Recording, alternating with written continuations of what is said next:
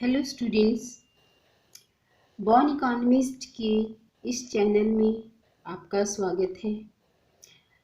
आज हम environmental economics हैं जो आपका एक सीरीज स्टार्ट हमने की हुई है, उसी को कंटिन्यू करते हुए आज की हमारी वीडियो का टॉपिक रहेगा इनकम्प्लीट मार्केट। वीडियो को एंड तक ज़रूर देखिए, कंटेंट आपको पूरी तरह से समझ आएगा, इस चीज़ की गारंटी है। और वीडियो को यदि आप HD क्वालिटी में देखेंगे तो आप बहुत आसानी से वर्ड्स को भी अंडरस्टैंड कर सकती हैं, आप अपने खुद के नोट्स भी प्रिपेयर कर सकती हैं। और यदि आपको नोट्स चाहिए, मतलब आपको ये पूरी बुकलेट जो है ना वो एनवायरमेंटल इकोनॉमिक्स की है, और यदि आपको ये पूरे नोट्स हिंदी या इंग्लिश मीडियम में चाहिए तो आप हमें कमेंट सेक्शन में बता सकते हैं। आपको ये नोट्स भी प्रोवाइड करा दिए जाएंगे at the nominal prizes of photocopy. देखिए, फोटोकॉपी की पेमेंट तो आपको करनी ही पड़ेगी, ठीक है, लेकिन ये नोट्स इतने हैं कि मतलब इससे आपका सिलेबस कंप्लीट हो जाएगा और आप बहुत अच्छा स्कोर कर सकते हैं। जो बच्चे नोट्स को बाय नहीं करना चाहते वो इन वीडियो को देखकर, समझकर और यहाँ से अपने खुद के नोट्स भी प्रिपेयर कर सकते हैं। ऐसा भी आपके लिए एक ऑप्शन है। तो वीडियो को एंड तक देखिएगा, खूब शेयर कीजिए। जिसने अभी तक चैनल सब्सक्राइब नहीं किया वो सब्सक्राइब करें प्लीज़। कमेंट सेक्शन में अपने कमेंट हमें ज़रूर बताइएगा, आपके कमेंट से हमें मोटिवेशन मिलता है। तो आज की वीडियो स्टार्ट करते हैं हम इनकम्प्लीट मार्केट की। इनकम्प्लीट मार्केट की जब तक मार्केट जो है ना पूरी ना हो, इनकम्प्लीट का मतलब होता है अपूर्ण, मार्केट का मतलब होता है बाजार। अपूर्ण बाजार के बारे में हम बात करेंगे। देखिए, इसके इंट्रोडक्शन में सबसे पहले हम कहते हैं कि एक मार्केट सिस्टम जो है ना वो तभी सक्सेस माना जाता है जब वहाँ पर जितनी भी कम्पिटिटिव मार्केट है उसका ढांचा और अर्थव्यवस्था के बीच में किसी भी तरह से कोई भी दिक्कत ना हो, साधनों का कुशलतम जहाँ पर बंटवारा होता है। इसके लिए जो कुशलतम बंटवारे के लिए हम पैरेटो की कंडीशंस को स्टडी करते हैं। पैरेटो ने एफिशिएंट मार्केट के लिए जो है ना कुछ कंडीशंस को बताया है, और वही कंडीशंस जो है ना हम यहाँ पर स्टडी करेंगे। सबसे पहले है कि कोई भी मार्केट जो इसमें कि प्रॉपर्टी राइट्स के बारे में आपको पूरी तरह से नॉलेज हो। सेलर्स और बायर्स जो है ना अपनी संपत्ति का यदि आसानी से एक्सचेंज कर सकते हैं तो उस मार्केट को हम कंप्लीट मार्केट कहते हैं। जहाँ पर सेलर और कंज्यूमर और प्रोड्यूसर जो है ना अपने प्रॉफिट्स को मैक्सिमम करते हैं और अपनी कॉस्ट को मिनिमम करते हैं, वहाँ पर भी हम कंप्लीट मार्केट मानते हैं, यानी कि मार्केट फेलियर नहीं होता। जहाँ पर जो कंज्यूमर हैं, जो फर्म है, उनको मार्केट प्राइस के बारे में पूरी नॉलेज होती है, इससे जो आपकी ट्रांजैक्शन कॉस्ट होती है जो यदि ज़ीरो होती हैं तो वहाँ इन सब कंडीशंस में हम कहते हैं कि मार्केट कंप्लीट है, मार्केट फेलियर नहीं है। अब मार्केट फेलियर बेसिकली कब होता है? एक मार्केट तब फेलियर मानी जाती है जब जो ये आपकी पैरेटो की कंडीशंस हैं ये पूरी तरह से अप्लाई नहीं होती। जहाँ पर साधनों का कुशलतम बंटवारा नहीं होता वहाँ पर मार्केट फेल मानी जाती है। मार्केट फेलियर से बचने के लिए ज़रूरी है कि मार्केट कंप्लीट हो। इनकम्प्लीट मार्केट के केस में भी मार्केट फेल मानी जाती है। तो जो आपका एफिशिएंट मार्केट है वो विद्यमान हो, यानी कि एफिशिएंट मार्केट का मतलब है कि आपको ट्रांजैक्शंस के बारे में पूरी नॉलेज हो, आप अपने साधनों का पूरी तरीके से अच्छे तरीके से उपयोग कर सकते हैं यदि, तो वहाँ पर आपकी मार्केट जो है ना वो कंप्लीट मानी जाती है। तो कोई भी मार्केट जो है ना वो कंप्लीट जब होती है जब व्यापारी यानी कि जो ट्रेडर जो है ना वो अपनी पूरी तरीके से संपत्ति का अधिकार जो है ना वो सृजन कर लेता है, ताकि मार्केट में हर तरह का वो एक्सचेंज आसानी से कर सके और प्रॉपर्टी राइट्स जो है ना उसको प्रैक्टिकली वो अप्लाई कर सके, ठीक है। अब मार्केट जो फेलियर है उसके बेसिक, वो इनकम्प्लीट मार्केट या फिर कंप्लीट मार्केट जो है होती है, जो उसके बेसिक फीचर्स क्या क्या होते हैं कंप्लीट मार्केट के। सबसे पहले कि सारी परिसंपत्ति, जितने भी एसेट्स हैं, जितने भी आपके रिसोर्सेज हैं, उन पर या तो कोई निजी या फिर सामूहिक स्वामित्व होना चाहिए। मतलब किसी ना किसी का, ऐसा नहीं है कि कोई एक चीज़ पड़ी है हम पूछे किसकी, ये लावारिस है। हर चीज़ का जो है ना एक उस पर किसी ना किसी का ऑनरशिप होना ज़रूरी है। व्यवहारिक ढांचा जो है ना वो आपको पता होना चाहिए, कुशलता आपकी एफिशिएंसी पूरा होनी चाहिए। सारे प्रॉपर्टी राइट्स जो है ना वो एक स्वामी से दूसरे स्वामी तक ट्रांसफ़र होने चाहिए। जो ट्रांसफ़र करते हैं वो साधनों को सुरक्षित करने की प्रेरणा भी देते हैं। किसी भी साधन का उपयोग करने होने से सभी मतलब लाभ जो है ना वो लगते वो स्वामी की होनी चाहिए। यानी कि कोई आप साधन का उपयोग कर रहे हो, उस साधन का उपयोग करके जो आप उसको पेमेंट कर रहे हो वो उसके ओनर की होंगी, और उस साधन को, उस रिसोर्स को मैनेजमेंट करने में जो खर्चा आएगा वो भी उसका ओनर का होगा। जैसे एक ये पार्क है, ये एक प्राइवेट पार्क है, यदि आप इस पार्क को यूज़ कर रहे हो तो इसका जो ओनर है उसको मेंटेन करने का सारा खर्चा वो उठाएगा, और वहाँ का जो उसने विजिटिंग चार्जेस रखे हैं वो प्रॉफिट भी उसको मिलेगा। ऐसा है, ठीक है ना। जितने भी आपके नेचुरल रिसोर्सेज हैं उनके प्रॉपर्टी राइट्स जो है ना वो दूसरों से द्वारा अनैच्छिक या निजी स्वामित्व के कब्जे में सुरक्षित होने चाहिए, ठीक है। मतलब जितने भी नेचुरल रिसोर्सेज जो है ना वो कोई भी किसी की इच्छा के बिना वो दूसरे व्यक्ति जो है ना उसका स्वामित्व ना करे। स्वामी में उस साधन का सुधार करने की और भविष्य के लिए सुरक्षित करने की प्रेरणा होती है। यानी कि एक नेचुरल रिसोर्स है, यदि ये किसी को आपने ऑनरशिप दिया है तो वो पर्सन जो है ना उसको प्रॉपर तरीके से यूटिलाइज करे और फ्यूचर के लिए उस रिसोर्स को सेव करके रखे। जब तक वह साधन उसके नियंत्रण में होता है तब तक वह उसको किसी का भी मतलब उसको किसी को भी एक्सप्लॉइट करने की प्रेरणा नहीं देता, ठीक है। अब बात करते हैं हम एक्सप्लेनेशन इसकी थ्योरी की, कि जितने भी आपके एनवायरमेंटल एसेट्स होते हैं उनमें ज़्यादातर बाज़ार जो है ना या तो फेल माना जाता है या फिर वहाँ पर इनकम्प्लीट मार्केट होती है। एक बाज़ार जो है ना वो अपूर्ण यानी कि इनकम्प्लीट होता है। क्यों? क्योंकि इसके पीछे रीज़न क्या है कि एक मार्केट जो है ना वो इनकम्प्लीट है, मार्केट कंप्लीट नहीं है। इसके पीछे कारण क्या है? क्योंकि उसके संस्थागत रिसोर्सेज पूर्णतया प्रदर्शित संपत्ति अधिकार स्थापित करने में अयोग्य हैं। यानी कि जो एक मार्केट जो है वो इनकम्प्लीट है क्योंकि संस्थागत उसके लिए पूर्णतया प्रदर्शित संपत्ति अधिकार स्थापित करने में अयोग्य है। यानी कि जो वहाँ का इंस्टीट्यूशनल स्ट्रक्चर है वो उसके प्रॉपर्टी राइट्स जो है ना वो पूरी तरह से अभी क्लियर नहीं कर पाया, वो नहीं बता सकता कि ये किसका है। जैसे बहुत से लोग भूमि के मालिक हैं, मतलब एक लैंड है उसके बड़े सारे ओनर हैं, जब भी भूमि को कोई नुकसान होता है, जब भी उस लैंड पे कुछ भी ज़रूरत होती है तो वो उसके लिए कोई भी एक्शन जो है वो ले सकते हैं। लैंड के डिग्रेडेशन के लिए तो एक्शन लिया जाएगा, लेकिन वहाँ पर यदि उस लैंड के आसपास कोई भी नदी है या फिर वहाँ पर एयर क्वालिटी बेटर नहीं है तो वो ना तो उस एयर क्वालिटी के मालिक है ना ही वो उस नदी के मालिक है, तो वहाँ के लिए वो कोई भी एक्शन नहीं ले सकते, जिसकी वजह से उस लैंड के आसपास जो है ना पोल्यूशन बहुत ज़्यादा बढ़ रहा है। अब वहाँ की वायु को, वहाँ की एयर को क्लीन करने के लिए संपत्ति अधिकार की पूर्णतः क्या है? कमी है। मतलब एयर क्वालिटी जो डिग्रेड हो रही है उसके लिए कौन जिम्मेदार है, या फिर एयर क्वालिटी को बेटर कौन बना सकता है, इसका अधिकार किसके पास है? इन चीज़ों की वहाँ पर कमी है, और ये कमी होने के कारण ही क्या होता है?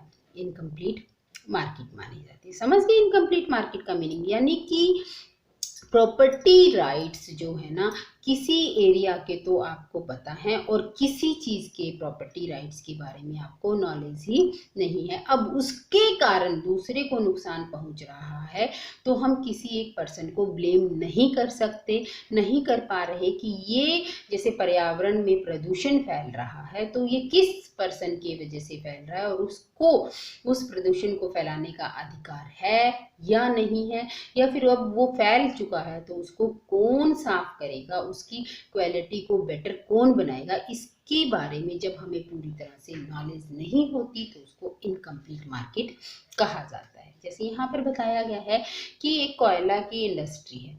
अब कोयला इंडस्ट्री जो है ना यदि वो थोड़ा सा मतलब जैसे एक पहाड़ के मान सकते हैं ऊपर वाले एरिया में रहते हैं तो वो वहाँ पर कोयला इंडस्ट्री जो है ना पहाड़ के ऊपर वाले एरिया में है, अब वो वहाँ पर कोयला बनाने का काम करते हैं तो नीचे रहने वाले लोगों को क्या होता है कि वो गंदा पानी नीचे आ रहा है, ठीक है ना। अब नीचे एरिया में रहने वाले लोगों के पास ये अधिकार नहीं है, गवर्नमेंट ने उनको ऐसा कोई राइट नहीं दिया हुआ कि वो कोयला इंडस्ट्री वाले लोगों को जाकर कहें कि भी ये आप जो पानी पोल्यूटेड पानी नीचे की तरफ फैला रही हो, नीचे की तरफ जो आपका पोल्यूटेड पानी आ रहा है उसकी वजह से हमारा जीवन तो नरक बन गया।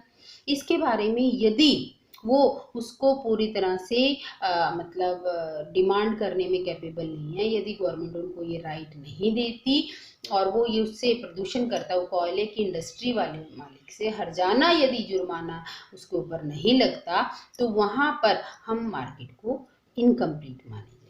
और यदि गवर्नमेंट की तरफ से कोई रूल नहीं है तो वो इंडस्ट्री का मालिक भी क्या कहेगा, मेरी मर्जी, क्या ये कहीं पे रूल है, कहीं पे लॉ है, ऐसा कहीं पे लिखा पड़ा है कि मैं मतलब तुम्हें पानी साफ करके दूं, तो वहां पर वो उस चीज को इग्नोर कर देता है और इनकम्प्लीट मार्केट मानी जाती है। तो यहाँ पर यही बताया गया है कि अपूर्ण बाजार के साथ वह प्रदूषण निसारण को नियंत्रण करने या फिर कम प्रदूषण वाली प्रैक्टिस जो है ना उसको अपनाने की प्रेरणा उसमें नहीं होती। यानी कि जो कोयला कंपनी वाला है, यदि नीचे के रहने वाले लोग उसके पास जाकर कहते भी हैं कि भाई तुम प्रदूषण ज़्यादा फैला रहे हो, हमें पानी साफ नहीं मिल रहा, इसके लिए या तो आप हमें कुछ ऐसा पैसा पेमेंट करो जिससे कि हम अपना पानी को प्योर कर सके, या फिर तुम पानी कम फैलाओ अदरवाइज हम तुम्हें जुर्माना लगाएंगे। तो वो कहता है ऐसा कोई रूल नहीं है, मैं तुम्हें प्रदूषण को कम करने की मैं कोई ऐसी प्रैक्टिस इशू नहीं करूँगा और ना ही मैं तुम्हारी किसी बात को सुनूंगा। तो वहाँ पर इनकम्प्लीट मार्केट रहती है।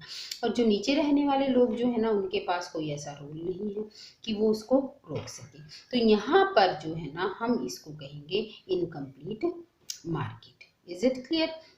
तो इस इनकम्प्लीट मार्केट के लिए जो है ना हमने एक यहाँ पर एग्जाम्पल लिया है जिसको कि कॉज थ्योरम कहा जाता है। कॉज थ्योरम का उदाहरण लेते हुए हमने माना कि दो पार्टनर हैं, एक रिले है एक ऑल है, ठीक है ना, एक रिले है और एक ऑल है।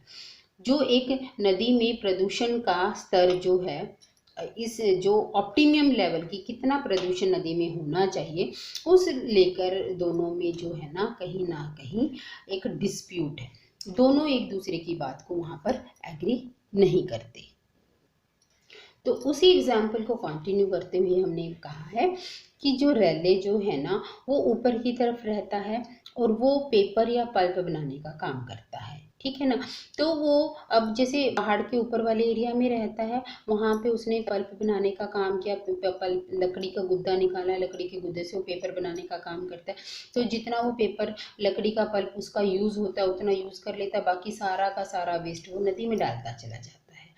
अब रेले यहाँ रहता है, ऑल नीचे रहता है, यहाँ से और रेले के पास से पानी नीचे नीचे ऑल के पास आ रहा है। ऑल नीचे एरिया में रहता है। अब वो देखता है कि जैसे ही मतलब अब रेले का काम पेपर बनाने का काम है, तो ऑल का काम जो है ना वो नदी में लोगों को राफ्टिंग कराने का या काइकिंग का है, ठीक है।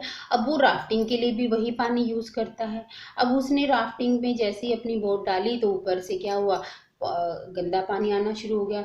तो वो जो उसके टूरिस्ट थे वो उसको मना करती हैं कि भाई ये तो गंदा पानी है, हम तो यहाँ पर राफ्टिंग नहीं करेंगे। जिसकी वजह से क्या हुआ, रेले का काम तो प्रॉपर चल रहा है, ओल का काम क्या होता है धीरे धीरे ठप होना शुरू हो जाता है, ठीक है ना। अब दोनों का पानी पर पूरा अधिकार है। गवर्नमेंट ने ऐसा कहीं पे रूल नहीं बनाया हुआ अभी तक कि रेले जो है ना इतना पोल्यूशन फैला सकता है। यदि वो इससे ज़्यादा फैलाता है और ओल का काम ठप हो रहा है तो वो ओल उसको जो है ना मतलब उसके ऊपर जुर्माना लगा सकता है या रेले को ओल को कुछ देना पड़ेगा। अभी तक ऐसा नहीं है कुछ भी, तो यहाँ पर मार्केट फेल मानी जाती है, ठीक है। अब क्या होता है कि ये देखो यहाँ पर ये जो है ना आपका मार्जिनल बेनिफिट है, ये मार्जिनल कॉस्ट है। हम बेसिकली इक्विलिब्रियम वहाँ पर मानते हैं जहाँ पर मार्जिनल बेनिफिट और मार्जिनल कॉस्ट एक दूसरे के बराबर होता है। Is it clear? बहुत ही सिंपल सा डायग्राम है, हम बहुत बार बना चुके हैं। तो जहाँ पर आपका ये इक्विलिब्रियम पॉइंट है वहाँ पर आपका इष्टतम स्तर है। अब क्या है, यहाँ पर इक्विलिब्रियम आ गया, एक दूसरे के बराबर है। अब यदि किसी भी तरीके से और रेले अपना बिजनेस बढ़ाता है और पोल्यूशन का लेवल इस एक्स स्टार से ज़्यादा करता है तो वहाँ पर फिर ऑल का काम ठप हो जाएगा। अब दोनों जो है ना बेटर कंडीशन में हो सकते हैं यदि वहाँ पर कॉस्ट थ्योरम अप्लाई करती है। तो कॉस्ट थ्योरम क्या कहती है कि फिर जब ऐसा होता है तो एक थर्ड पार्टी कानूनी तौर पर वहाँ पर आ जाती है और वो ऑल को क्या कहती है कि आप जो अपना साफ पानी का संपत्ति अधिकार जो है ना वो आपका अपना है, आप रेले से जो है ना साफ पानी का अधिकार ले सकते हो। अब ओल के पास क्योंकि प्रॉपर्टी राइट है, वो रेले को प्रदूषण की इकाई, यदि प्रदूषण रेले ज़्यादा करता है तो ओल उसके लिए जो है ना उससे मुआवजे की डिमांड करता है। देखो कैसे ये डायग्राम काम करता है। यहाँ पर जो है ना ये पॉल्यूशन का लेवल है, ठीक है, और यहाँ पर ये आपकी कॉस्ट और बेनिफिट और कॉस्ट है, ठीक है। हमने ये कहा कि ये मार्जिनल बेनिफिट है, जो प्रदूषण जैसे जैसे बढ़ेगा वैसे वैसे कम होते चले जाएंगे।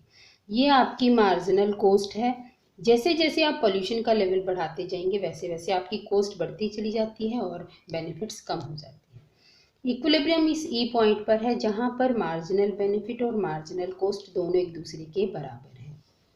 ये आपका एक्स स्टार जो है ना ऑप्टिमम लेवल है। यहाँ पर आपके ऑल के बेनिफिट, वो ऑल के कॉस्ट और रेले के बेनिफिट्स जो हैं वो दोनों एक दूसरे के बराबर हैं। Is it clear? अब क्या करता है रेले, अपना बिजनेस बढ़ाने के चक्कर में वो और ज़्यादा प्रदूषण फैला लेता है। अब यदि प्रदूषण का लेवल एक्स स्टार से बढ़कर, ये जो एक्स स्टार है, यदि प्रदूषण का स्तर यहाँ से बढ़कर यहाँ पर हो जाता है तो इस लेवल पर क्या होगा, इस लेवल पर जो अब क्योंकि थर्ड पार्टी जो है ना वो एंटर कर गई, थर्ड पार्टी यानी कि गवर्नमेंट ने ऑल को क्या दे दिया, एक राइट दे दिया, एक प्रॉपर्टी राइट दे दिया कि यदि रेले प्रदूषण का स्तर एक्स स्टार से बढ़कर x1 करता है तो यहाँ पर आप जो है उससे मुआवजे के रूप में C स्टार से ज़्यादा C1 की डिमांड कर सकते हो, यानी कि C is greater than C star, इतना मुआवजा आप उससे डिमांड कर सकते हो।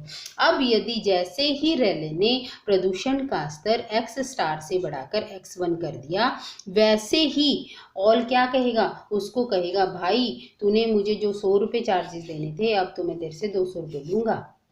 अब जब ये गवर्नमेंट की तरफ से रूल बन गया, अब जब रेले को 200 रुपये देने पड़ेंगे तो वो क्या करेगा, वो अपने आप ही प्रदूषण के स्तर को कम करके यहाँ तक ले आएगा जहाँ तक कि उसको बेनिफिट दोनों का मतलब कॉस्ट और बेनिफिट बराबर है, और जो कि गवर्नमेंट की तरफ से उसको अप्रूव्ड है कि इतना तो प्रदूषण आप फैला सकते हो, इससे ज़्यादा आप नहीं फैलाओगे, ठीक है।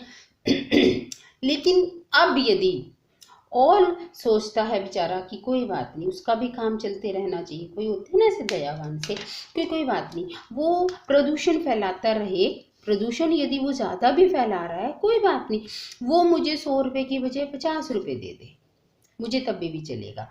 अब यहाँ पर क्या होगा, उसकी कॉस्ट कम हो गई रेले की और उसके बेनिफिट्स ज़्यादा हो गए। इस लेवल पर रेले की कॉस्ट कम है और बेनिफिट्स क्या हैं, ज़्यादा है, तो वो तो और ज़्यादा पोल्यूशन फैलाएगा, और ज़्यादा पोल्यूशन फैलाएगा तो उसमें क्या होगा, ऑल का नुकसान हो जाएगा, ऑल को नुकसान हो जाएगा और रेले जो है ना उसको बेनिफिट हो जाएगा। अब यहाँ पर भी फिर ऑल का बिजनेस जो है ना उस पर नुकसान पहुँचेगा। तो इसीलिए जो एफिशिएंट लेवल है यहीं तक आकर ही आपकी मार्केट सक्सेस मानी जाएगी, यहीं पर मार्केट कंप्लीट होगी, ना इसके ऊपर और ना इसके नीचे। यदि हम C स्टार से कम जुर्माना चार्ज करते हैं तो वहाँ पर क्या रहेगा कि प्रदूषण का स्तर मेंटेन रहेगा, ज़्यादा रहेगा, क्योंकि बेनिफिट ज़्यादा है और कॉस्ट कम है। इस तरीके से हम ये मानते हैं। और यदि वो उससे ज़्यादा पैसे मांगता है रेले, अब रिले भी जो है ना कई बार क्या करता है, वो भी कोशिश करता है कि मेरे को ज़्यादा मिलना चाहिए। अब रिले ज़्यादा यदि 20 स्टार से ज़्यादा पैसे यदि रिले मांगेगा कि भाई मैं तो यदि प्रदूषण कम करूँगा, यदि मैं प्रदूषण कम करूंगा तो तुम्हारा बिजनेस अच्छा चलेगा, तो उसके लिए तुम्हें मुझे पेमेंट करनी पड़ेगी, क्योंकि मुझे अपना जो है ना, यदि मैं प्रदूषण का स्तर x स्टार से भी कम करके x2 कर दूं, तो इसके बदले में फिर रेले जो है ना वो किससे डिमांड करेगा, कोल से डिमांड करेगा कि मुझे तुम कुछ पैसे दो ताकि तुम्हारा बिजनेस अच्छा चले और मैं जो है ना तुमसे जो है ना कुछ चार्ज जरूर करूंगा। तो यहाँ पे बी जो है ना मतलब वो पैसे, वो इतने पैसे जो है ना, इतना डिफरेंस किससे मांगता है, ओल से मांगता है। तो इस तरीके से यदि ओल चाहता है कि प्रदूषण कम हो तो वो रेले को पेमेंट करेगा, और यदि ऑल चाहता है कि प्रदूषण ज़्यादा रहे लेकिन मेरे को जो है ना वो पेमेंट करता रहे, तो फिर उसमें पेमेंट रेले को करनी पड़ेगी। समझ रहे हैं आप ये बात? तो इस तरीके से ऑल और रिले जो है ना वो दोनों एक दूसरे के साथ कंपनसेट करते हैं। ठीक है, तो यहाँ पर ये कहा है कि यदि रिले कम रिश्वत मांगता है, यानी कि बी जो है ना वो 20 स्टार से कम है, तो प्रदूषण नियंत्रण में अपने आप कमी हो जाएगी, जैसे मैंने आपको बताया कि यदि ये बी जो है ना वो 20 स्टार से कम है, अब यदि वो प्रदूषण के स्तर को कम करते हैं तो रिले को पेमेंट मिलेगी, और यदि प्रदूषण का स्तर ज़्यादा है तो पेमेंट ऑल को मिलेगी।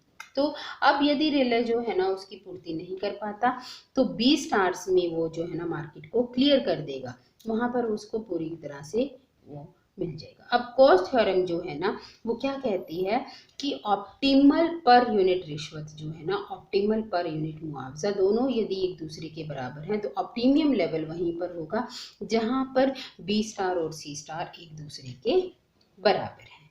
ठीक है, अब यदि हम मतलब ऑप्टिमियम लेवल तो यहाँ पर पहुँच गया, अब यदि हम एक इष्टतम स्तर को प्राप्त कर लेते हैं तो वहाँ पर मार्जिनल कॉस्ट और मार्जिनल बेनिफिट जो है ना वो ऑप्टिमियम लेवल पर ज़ीरो हो जाते हैं।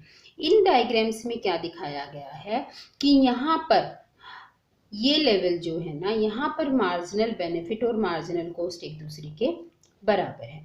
अब यदि पॉल्यूशन बढ़ता चला जाता है, यदि पॉल्यूशन का स्तर बढ़ता है तो इस लेवल पर धीरे धीरे बेनिफिट्स जो है ना वो कम होते चले जाएंगे, बेनिफिट्स कम होते होते जीरो हो जाएंगे, लेकिन मार्जिनल कॉस्ट जो है ना वो बढ़ती चली जाएगी। ठीक है, यहाँ पर क्या दिखाया गया है कि जैसे जैसे पॉल्यूशन का स्तर बढ़ता है मार्जिनल कॉस्ट बढ़ती चली जाती है और बेनिफिट्स धीरे धीरे कम होते चले जाते हैं। ठीक है, ये जो लेवल है ये आपका ऑप्टिमियम लेवल है पॉल्यूशन का। इस लेवल पर आपके मार्जिनल बेनिफिट और मार्जिनल कॉस्ट एक दूसरे के बराबर होते हैं। ठीक है, यहाँ पर आपके मार्जिनल कॉस्ट भी जीरो है और एक तरह से हम कह सकते हैं मार्जिनल बेनिफिट भी जीरो है। अब यदि पॉल्यूशन का स्तर इससे एक्स स्टार से कम होगा तो बेनिफिट्स बढ़ेंगे, और यदि एक्स स्टार से ज़्यादा रहेगा तो फिर कॉस्ट बढ़ेगी, बेनिफिट्स तो यहाँ पर आकर खत्म हो जाते हैं। उसके बाद यदि पोल्यूशन बढ़ता है तो किसी का भी बेनिफिट नहीं होता, फिर सिर्फ और सिर्फ सोसाइटी को कॉस्ट बियर करनी पड़ती है। तो यहाँ पर हमने कंक्लूजन ये निकाला कि यदि दोनों मिलकर काम करते हैं और बार्गेनिंग तो इजी रहता है, और लेकिन यदि दोनों मिलकर काम नहीं करते तो बार्गेनिंग करना भी मुश्किल हो जाता है और समस्या बहुत ही कठिन हो जाती है, वहाँ पर मार्केट फेल भी हो जाती है और इनकम्प्लीट मार्केट रहेगी। ठीक है, उम्मीद करती हूँ कि आपको वीडियो पसंद आई होगी। लाइक कीजिए, शेयर कीजिए और कमेंट सेक्शन में मुझे ज़रूर बताइएगा। Stay connected, have a nice day.